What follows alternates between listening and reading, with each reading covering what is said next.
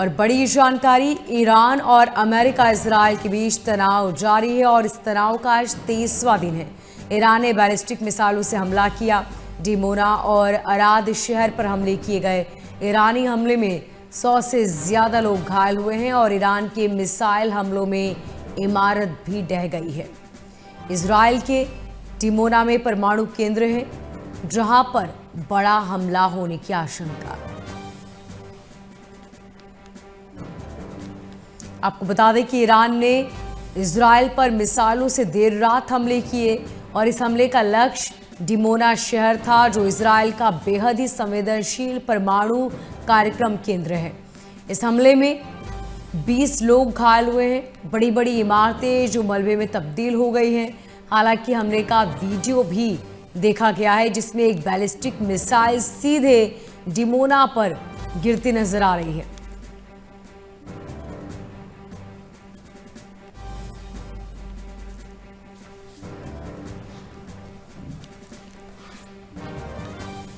और Dimona Arad शहर पर मिसाइलों से हमले किए गए हैं। आपको बता दें कि ईरानी हमले में 100 से ज्यादा लोग घायल हुए हैं। ईरान के मिसाइल हमलों में इमारत भी ढह गई है। कई इमारतें जो मलबे में तब्दील हो गई। इजराइल का ये डिमोना शहर जो परमाणु केंद्र है। आईडीएफ ने तेहरान में एक के बाद एक कई हमले किए हैं। मिसाइल हमले में तेहरान में भारी नुकसान हुआ।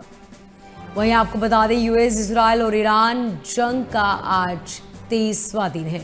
ट्रंप ने ईरान को 48 घंटों का अल्टीमेटम दिया है। 48 घंटों के भीतर हॉर्मुज स्ट्रेट को पूरी तरह खोलने के लिए कहा गया है।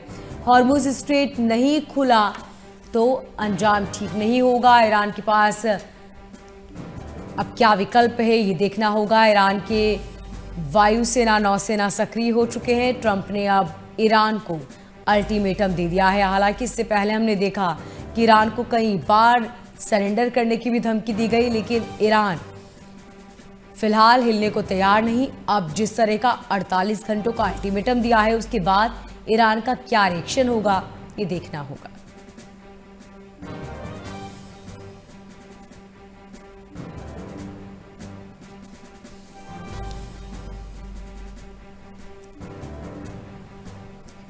ये बड़ी जानकारी आप तक पहुंचा रहे हैं। आपको बता दें, यूएस, इजराइल और ईरान जंग का आज 23वां दिन है। ट्रंप ने ईरान को 48 घंटों का अल्टीमेटम दिया है। 48 घंटों के भीतर हॉर्मुज स्ट्रेट को पूरी तरह खोलने के लिए कहा गया। हॉर्मुज स्ट्रेट नहीं खोला तो ईरान के बिजली संयंत्र पर नुकसान पहुंचाया जाएगा।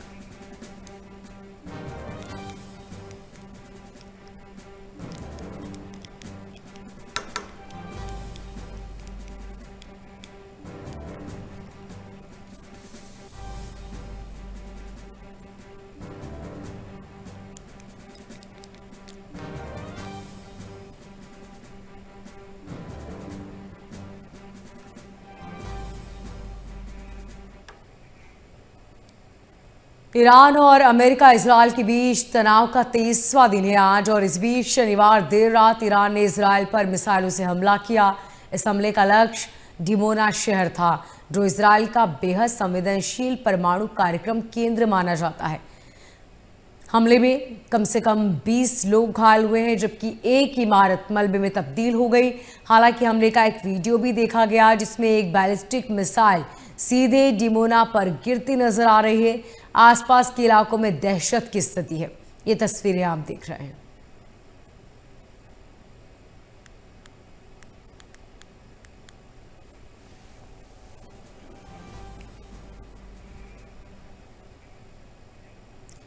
वहीं इजराइल के अराद में ईरान ने जबरदस्त हमला किया है। इस हमले में 38 लोग घायल हुए हैं और 10 लोगों की हालत बेहद गंभीर बनी हुई है। जानकारी के मुताबिक राहत टीम वहां पर पहुंची। घायलों को तुरंत अस्पताल पहुंचाया गया और इस घटना के बाद से अराद और आसपास के इलाकों में सुरक्षा बढ़ा दी गई है। बचाव कार्य लगातार जारी है।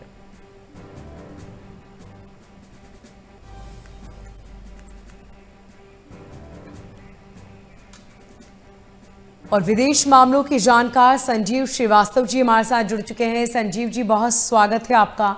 और सबसे पहले यही समझना चाहेंगे आपसे कि इससे पहले भी हमले लगातार किए गए, लेकिन इस हमलों का कितना इफेक्ट पड़ने वाला है इजराइल पर, क्योंकि इस बार जिस शहर को निशाना बनाया गया वो इजराइल के लिए बेहद ही महत्वपूर्ण है। जी बिल्कुल, ये देखिए दिमोना जो सदर्न इजराइल की सिटी है, जाहिर है कि ये बेहद महत्वपूर्ण और संवेदनशील, अति संवेदनशील क्षेत्र है।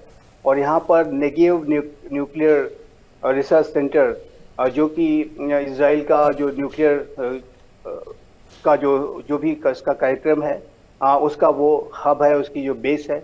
और उसके आसपास जो इस तरीके के मिसाइल्स का जो हमला किया गया है वो जरूर एक पूरी सिचुएशन के संदर्भ में काफ़ी चिंता का कारण बन सकता है। हालांकि इस तरीके के जो हमले ईरान की तरफ से किए गए हैं उसमें इस सेंटर के ऊपर कोई हमला नहीं किया गया है, बल्कि इस सिटी के आसपास के क्षेत्रों में इस तरह की टारगेटिंग की गई है। और एक संकेत ईरान की जो इस्लामिक रिजीम के द्वारा दिया जा रहा है कि हम इस तरीके के बेहद संवेदनशील क्षेत्रों को भी हम टारगेट कर सकते हैं।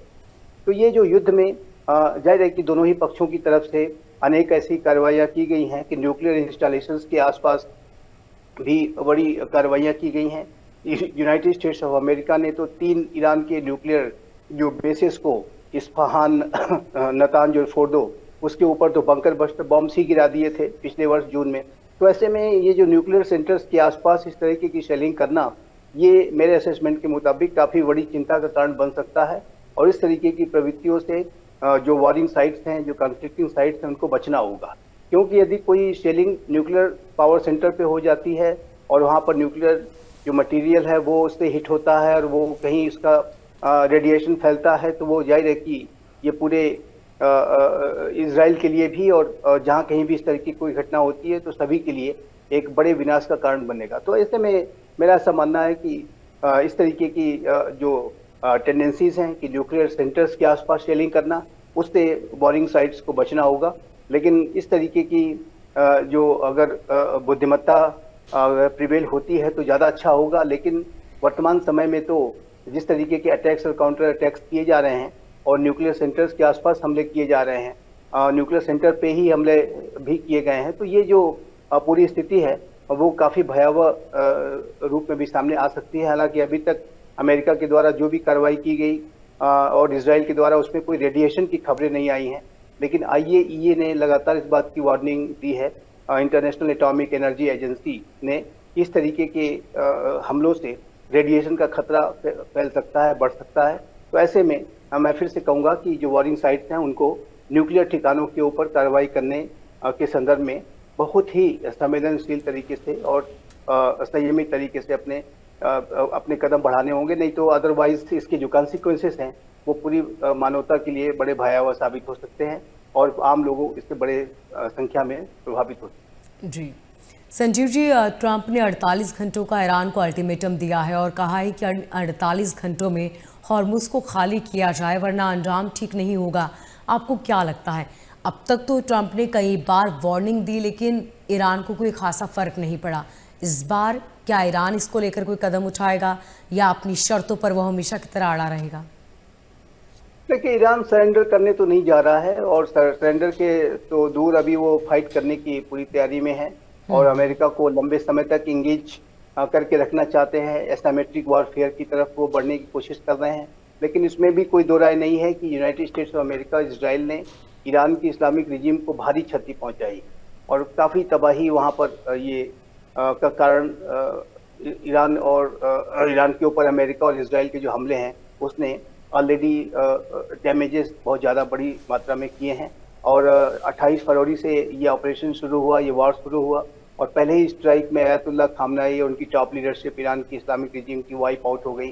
फिर बाद में जो नए सुप्रीम लीडर हैं उनके भी इंजर्ड इत्यादि होने की जो अनकन्फर्म्ड जो रिपोर्ट्स हैं वो आती रही। हालांकि उनका अभी क्या स्टेटस है इसके बारे में कुछ भी कंफर्मेशन नहीं है। लेकिन जो नेशनल सिक्योरिटी काउंसिल के चीफ लारीजानी को जिस तरीके से एलिमिनेट किया और डोनाल्ड ट्रंप ने तो अमेरिका के जो राष्ट्रपति का ये तो दावा है कि उन्होंने सेकेंड रंग की लीडरशिप को भी समाप्त कर दिया है। थर्ड रंग वाली जो लीडरशिप है, तीसरे स्तर की, उसको भी काफ़ी क्षति पहुंचाई है। तो ये जो अटैक्स और काउंटर अटैक्स तो पहले से ही चल रहे हैं, और ऐसे में ये 48 घंटे की जो चेतावनी है वो स्टेट ऑफ हार्मूज को लेकर के है। यदि स्टेट ऑफ हार्मूज में ईरान ऐसे ही ब्लॉकेट करके रखेगा तो अमेरिका वहां पर बड़ी कार्रवाई कर सकता है। इस तरीके की वार्निंग ईरान की इस्लामिक रिजीम को अमेरिका के द्वारा दी गई, जो कि ऐसी कार्रवाई संभावित भी है। लेकिन बेहतर ये होगा कि यदि इस तरीके की कार्रवाई के बगैर कोई रास्ता निकले कि जिससे कि ये सिचुएशन स्टेट ऑफ हार्मूज का जो ब्लॉकेट है वो समाप्त हो, तो ऐसे में वो ज़्यादा बेहतर होगा। क्योंकि यदि स्टेट ऑफ हार्मूज में ये कॉन्फ्लिक्ट छिड़ जाता है तो ये जो पूरी स्थिति को और अधिक भयावह बनाएगा, और इसके जो इम्प्लीकेशंस होंगे वो पूरी विश्व के लिए भी होंगे अपना। और स्टेट ऑफ हार्मूज में अगर वो कॉन्फ्लिक्ट का जो जोन बन जाता है और वहाँ पर अटैक्स काउंटर अटैक्स बड़े पैमाने पर होते हैं, तो ईरान जिन शिप्स को मूव करने की इजाज़त दे भी रहा है उसको भी वहाँ पर मूव करना मुश्किल होगा। तो ऐसे में अंतर्राष्ट्रीय समुदाय भी इस घटनाक्रम को और इस तरीके के बयान को गंभीरता के साथ निस्संदेह ले रहा है। और लेकिन अंतर्राष्ट्रीय समुदाय और भारत की भी यही एडवोकेसी है कि इसका जो समाधान है वो डायलॉग, डिप्लोमेसी और डी एस्केलेशन के माध्यम से होना चाहिए। लेकिन अभी तक इस तरीके की विजडम न तो अमेरिका की तरफ से न तो ईरान की तरफ से, और विशेष रूप से मैं कहूँगा कि ईरान के इस्लामिक रिजीम की तरफ से कोई ज़्यादा ऐसे इनिशिएटिव नहीं लिए गए हैं। अमेरिका ने तो जरूर संकेत दिए हैं कि वो एग्जिट स्ट्रेटजी के ऊपर काम कर रहा है, और वो लेकिन जो डायलॉग एंड डिप्लोमेसी के जो रास्ते हैं वो अभी भी ओपन नहीं हो पाए हैं। लेकिन आशा की जानी चाहिए और प्रार्थना भी की जानी चाहिए कि इस तरीके के चैनल ऑफ कम्युनिकेशन दोनों ही साइड की तरफ से जल्द ही ओपन हो। यदि ऐसा होता है तो ही ये सभी के हित में होगा।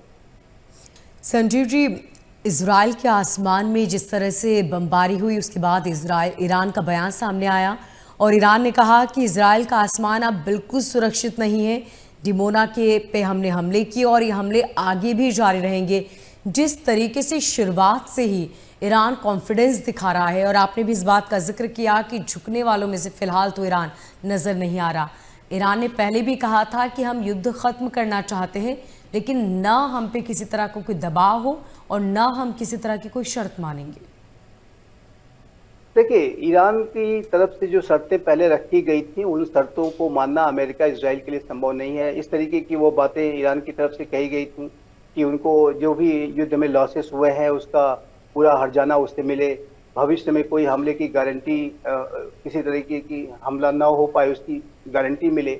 इस तरीके की जो शर्तें हैं वो अभी इजराइल और अमेरिका मुझे नहीं लगता कि मानने जा रहे हैं। लेकिन जो ईरान की इस्लामिक रिजीम अगर किसी तरीके की कंडीशंस की बातें कर रही है तो उसे स्वयं भी कुछ ऐसी बातों को समझना होगा कि जिसको कि करने के बगैर ये जो सीज फायर की स्थिति नहीं बन पाएगी। और उसमें मैं स्पष्ट रूप से कहना चाहता हूँ कि जो ईरान की इस्लामिक रिजीम की इजराइल के प्रति जो एक बहुत ही ज़्यादा नफरत वाली जो सोच रही है वो एक बड़ा कारण है कि जिसकी वजह से आज स्थिति ऐसी बनी है। और वो ईरान की इस्लामिक रिजीम जो यहूदी सभ्यता और संस्कृति के बारे में जो एक घृणा की भावना रखती है, उन सारे विषयों पर उन्हें तुरंत ही पुनर्विचार करना चाहिए। और साथ ही साथ आतंकवाद को टेरर प्रॉक्सीज के माध्यम से, आतंकवाद को अपने इंस्ट्रूमेंट ऑफ स्टेट पॉलिसी के तौर पर और आतंकियों को स्ट्रेटेजिक एसेट के रूप में इस्तेमाल करने की जो नीति है वो भी इस समस्या का कारण है। तीसरा, जाहिर है कि जो ईरान की इस्लामिक रिजीम के अंदर जो इस न्यूक्लियर वेपन्स को एक्वायर करने की मंशा है, और एक ऐसी रिजीम जो कि न्यूक्लियर वेपन्स को एक्वायर करना चाहती है और साथ ही ये भी धमकी देती है कि वो इजराइल को वर्ल्ड मैप से मिटा देंगे। तो इस तरीके की जो पॉस्चरिंग जो ईरान की इस्लामिक रिजीम करती रही है उसमें उसको पुनर्विचार करना होगा और इस तरीके के संकेत देने होंगे कि वो भी अपने जो पहले के जो 28 फरवरी के पहले की जो उनकी पोजीशंस थी उसमें वो कुछ बदलाव ला सकते हैं। तो यदि वो ऐसा संकेत देंगे तभी कोई बातचीत हो सकती है। और मेरा ऐसा मानना है कि इस्लामिक रिजीम के लिए भी बुद्धिमत्तापूर्ण यही होगा कि वो अपने अंदर कुछ बदलाव ला करके दिखाएं। और जिसकी बात जो डील के संदर्भ में जो वार्ता चल रही थी उसमें यही सारी बातें रखी जा रही थी, विशेष रूप से न्यूक्लियर प्रोग्राम का और टेरर प्रॉक्सीज का और मिसाइल्स का जो डेवलपमेंट है वो जाहिर है कि उसके संदर्भ में ईरान तब भी एडामेंट रुख दिखा रहा था। तो अब तो जब इतना कुछ घटित हो गया है और ईरान की इस्लामिक रिजीम काफ़ी क्षति उसे उठाना पड़ा है तो उसे भी अपने जो प्रीवियसली हेल्ड पोजीशंस हैं उस पर पुनर्विचार करना चाहिए। यदि सऊदी अरबिया, बहरीन, यूएई जैसे राष्ट्र ईरान के साथ एंगेजमेंट कर सकते हैं, इंटरेक्शन कर सकते हैं, तो आखिर इस्लामिक रिजीम ऐसा क्यों नहीं कर सकती? उस तरीके की जो एक रिजिड और एक कट्टरवादी जो विचारधारा है ईरान की इस्लामिक रिजीम की, इजराइल के प्रति जो उनकी सोच है, आतंकवाद को जो समर्थन है वो जाहिर है कि उसके बारे में उन्हें भी पुनर्विचार करने की नितांत आवश्यकता है। लेकिन अब देखना होगा कि क्या वो ऐसा विचार करते हैं। अभी तक तो ऐसे संकेत नहीं दिख रहे हैं, लेकिन यदि उन्होंने ऐसे परिवर्तन नहीं लाए तो जाहिर है कि इस तरीके का जो कॉन्फ्लिक्ट है वो बना रह सकता है। लेकिन मैं फिर से अंत में यही कहूँगा कि dialogue, diplomacy and de escalation ही एकमात्र रास्ता है। सभ्यताओं के बीच में संवाद की बात को सोचना ही एकमात्र रास्ता है। डायलॉग एमंग सिविलाइजेशन ही एकमात्र रास्ता है। सभी सभ्यताएं शांति के साथ रहें, एक दूसरे के साथ सम्मान के साथ रहें, एक दूसरे को रिकॉग्नाइज करें, और यही एकमात्र रास्ता है। बिल्कुल ठीक कहा आपने। संजीव जी, शुरुआत में हम इस बात का अंदाज़ा लगा रहे थे कि शायद 1 हफ्ता या 10 दिन ये जंग चलेगी, लेकिन ये जंग दिन ब दिन और ज़्यादा भयावह होती जा रही है। हिंद महासागर तक ये जंग पहुंच चुकी है और ब्रिटेन लगातार भड़का हुआ है, बेहद आक्रोशित है। आपको क्या लगता है आने वाले वक्त में क्या देखते हैं हम, किस तरफ ये जंग जा रही है? देखिए, जंग तो रुकेगी और मैं भी ऐसी आशा करता हूँ। आशा ही वर्तमान समय में की जा सकती है, क्योंकि अभी तो सिचुएशन में काफी एक दूसरे के प्रति जो एग्रेशन का भाव बहुत है। तो ऐसे में अटैक्स और काउंटर अटैक्स किए जा रहे हैं, चेतावनियां दी जा रही हैं, और अब देखते हैं 48 घंटे के बाद क्या होता है। स्टेट ऑफ हॉर्मुज में क्या अमेरिका को यहाँ बड़ी कार्रवाई करेगा जिसकी कि वो चेतावनी दे रहा है। तो ये सिचुएशन तो अभी भी लगातार एक एग्रेशन की बनी हुई है। आम लोग भी काफी बड़ी संख्या में हताहत हो रहे हैं। लेकिन मेरा ऐसा मानना है कि ये जो एंडलेस नहीं हो सकता, और इस तरीके की विजडम अवश्य प्रिवेल करेगी। अंतर्राष्ट्रीय जो समुदाय है उसको लेकर के लगातार प्रयास कर रहा है कि किस तरीके से शांति की राह प्रशस्त की जाए। हमारे प्रधानमंत्री श्री नरेंद्र मोदी स्वयं इस संदर्भ में बैक चैनल से ही सही लेकिन बहुत एक्टिव हैं, और भारत की सरकार, हमारे विदेश मंत्री श्री एस जयशंकर सभी के साथ संपर्क में है। और भारत कोई ओपन मीडिएशन तो नहीं कर रहा है, लेकिन बैक चैनल के माध्यम से भारत इस बात की लगातार कोशिश कर रहा है कि किस तरीके से इस पूरी सिचुएशन को काम डाउन किया जाए, और वहाँ पर एक डायलॉग, डिप्लोमेसी और डी एस्केलेशन का रास्ता है उसको प्रशस्त किया जाए। तो मैं आपके बड़े सम्मानित चैनल के माध्यम से एक बात अवश्य कहना चाहता हूँ अंत में, कि ये जो पूरी सिचुएशन है उसमें यदि जो कॉन्फ्लिक्टिंग पार्टीज जिनके कि सभी के साथ भारत के बहुत अच्छे संबंध हैं, यदि ये जो कॉन्फ्लिक्टिंग पार्टीज भारत से किसी भी तरीके का चैनल ऑफ कम्युनिकेशन ओपन कराने के संदर्भ में मदद मांगेंगी, तो मेरे विचारों के अनुसार, मेरे असेसमेंट के अनुसार भारत की सरकार ऐसा मदद प्रोवाइड करा सकती है। ऑलरेडी भारत की सरकार बहुत एक्टिव है। तो ऐसे में जिस तरीके से जपरोजिया न्यूक्लियर पावर प्लांट के आसपास जब शेलिंग हो रही थी, जैसे अभी आपने दिमोना में बताया, तो जपरोजिया में भी इस तरीके की जब शेलिंग हो रही थी, तो भारत ने ऐसी शेलिंग को रुकवाने में अमेरिका और रशिया के बीच में एक चैनल ऑफ कम्युनिकेशन की भूमिका भी बखूबी निभाई। तो ब्लैक सी ग्रेन डील, जो रशिया यूक्रेन युद्ध के दौरान जो ब्लैक सी ग्रेन डील की गई थी, उसमें भी भारत ने एक बड़ी भूमिका निभाई थी। तो भारत की भूमिका एक चैनल ऑफ कम्युनिकेशन को ओपन कराने के संदर्भ में महत्वपूर्ण हो सकती है, प्रोवाइडेड कि ये जो पार्टीज हैं भारत से ऐसा करने का अनुरोध करें। लेकिन भारत भी यही चाहेगा कि डायलॉग, डिप्लोमेसी और डी एस्केलेशन के रास्ते पर आया जाए, और इस विवाद का जो समाधान है वो नेगोशिएटिंग टेबल पर बातचीत के माध्यम से निकले। बिल्कुल ठीक कहा संजीव जी। जंग का जल्द थम जाना बेहद ज़रूरी भी है, क्योंकि कई देशों को नुकसान भी झेलना पड़ रहा है। बहुत शुक्रिया